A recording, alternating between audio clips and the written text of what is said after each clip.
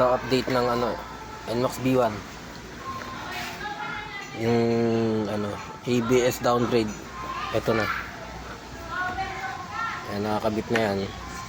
Dito ko muna kinonekta. Ito sa likod to eh. Yan yung nakadesign siya. Sa likod nga lang gumagana, pero ililipat ko yan sa harap. Yan, may check engine pa. Hanggang pa kasi ito.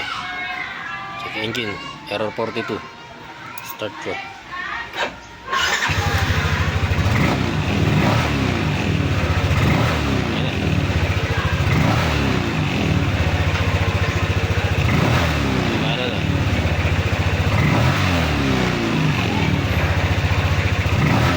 Magana yan kahit naka center stand kasi sa likod siya gumagana.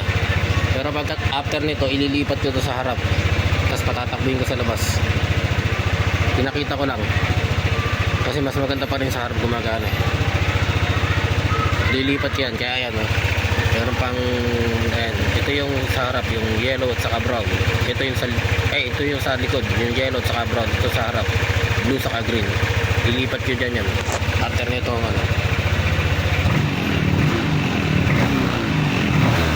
magana na. ABS downgrade. Sira na kasi ABS ito eh. Ito tatanggalin ko pa to. Nantay ko pa yung tornilyo